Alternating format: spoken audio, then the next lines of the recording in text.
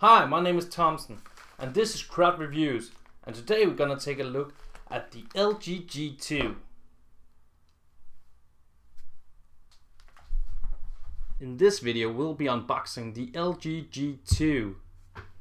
Now, the version that I have received is the black version, and it should be 16 gigabytes, but it doesn't really say on here, so let's take a look at that.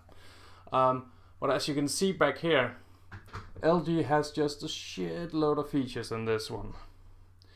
They have some quick remote IR, they have some guest mode, some knock-on, slide aside, some multitasking thing, and they have some plug and pop, I don't know what that is. And of course it's using Android and it supports the HD voice. So voice on this should be very good if your carrier supports the HD voice codec. And I can see they just have a sticker right here. It's nice to see that the case this time survived. It didn't last time when I received the LG Optimus G, which is the precursor phone to this, even though LG has kind of removed the Optimus branding, which is a good thing. I mean, LG G2 sounds pretty okay. It's a bit weird with the GG, but hell, we've seen worse. And here it is, the phone. Full HD, has 4 cores, and it's the Snapdragon 800. And there's some discussion about whether this is the first, but it's the first announced, the first came out and all that. But it's pretty much the first. With this processor to get out. We have Full HD, we have a 30 megapixel camera with Optimus optical image stabilization and a massive 3000 milliamp hour battery. And this is the phone. The most remarkable physical thing about the phone is, of course, the new placement they made with the buttons and having them here on the back, right under the camera. And it's gonna be pretty interesting to see exactly how this works out. So far I have been told that it's a pretty good placement. Actually, it's naturally where you have your hand when you hold your phone, and that's exactly what LG has been going for. Also, it of course allows them to have very narrow bezels out here in the side, and they're basically not there. So where do I get this thing off? Doesn't matter. Now we can do it on the back. Let's try to get over to the... Yes. And all its glory of picking sticky tape. Take the front too. Oh yeah, that's a better sound. So here we have it. It is quite plasticky, as people have said. And oh, yeah, there's some creaking, that's for sure. But it looks great. I mean, it is glossy, but kind of when you get the light right, it doesn't seem that glossy. And then when you get the light wrong, it seems glossy again. So it's kind of hard. They have some texture in the back here, but it still has some texture to it. But it's still just plastic and this kind of hyper glass. I'm not good. I don't know. I did say kind of hard. It's not for sale, by the way. This is mine. But let's put this aside for a bit. And let's look inside here to see what's in here. There wasn't anything. And here we have some quick start description. And here we have the QuadBeat 2. Now the first QuadBeat, if you saw my unboxing of the older brother of this phone, the LG Optimus G, I really didn't like these.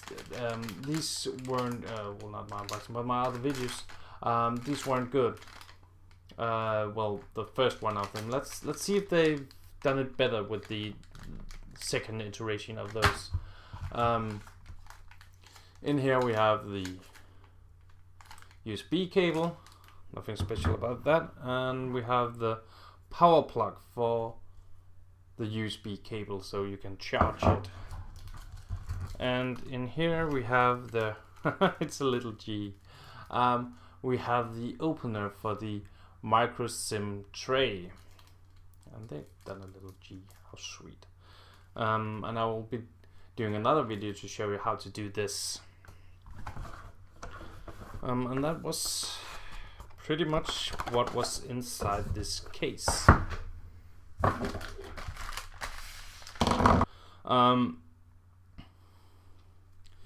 But what else do we have? Of course, this is completely void of buttons on the side, on the top, on the other side. Up here we have the IR emitter. Don't know if you can see it. If you don't, you will be able to in another video. Because I'm gonna make some more. It has some noise cancellation microphone. It has nothing on the side besides a little slot here, which seems to be for the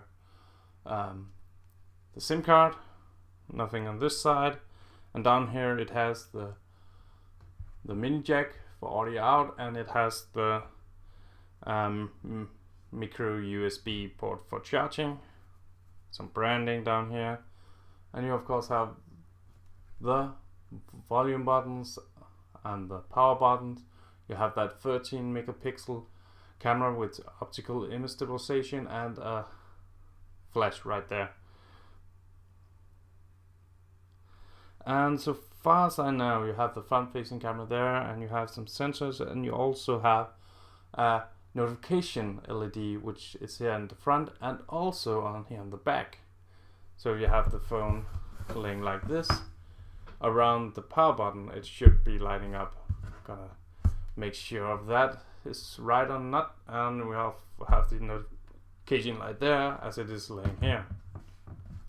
And while we have it laying here, some of you might wonder, but what about the buttons on the back? Because that seems like a dumb idea, because I can't power it on like I can with the normal phone. You have the old Optimus G, where you can press it here on the side to power it up.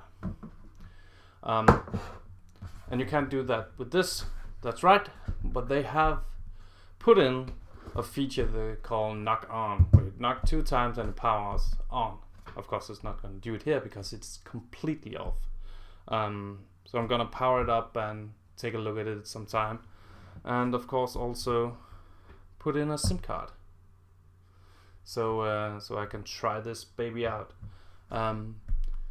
Check in with my channel to see more videos of this. If there is anything that you would like to know about this, have some games running on it to see how much it performs. It's a beast, I've been told, and should be with the 800 Snapdragon. But if there's anything you would like me to see, please feel free to write down the comments right under that like button, and tell me what you would like me to test. The only thing I'm not gonna do is destruction test. I'm not gonna do a drop test or something stupid like that, because this is my only piece, and I would like to be able to test it further than just the first test and toss it out of my window to see if it fails hitting the ground, which it probably will. It's a phone, it's not meant to be tossed around. But if there's anything you would like me to do, feel free to write down in the description, down in the comments under the description, if there's anything you would like me to see. Just here some comparison shots. The size difference is not that big with the old one, even though it does have like a 0.5 bigger display. It's mostly that is taller because they have the very narrow bezels on it, and a bit here and a bit here. Of course it has on-screen buttons, where the old one has capacitive buttons, so it's gonna get use of that bigger screen real estate. Well, please follow my channel for more updates on this new LG G2, and I will see you later. Peace.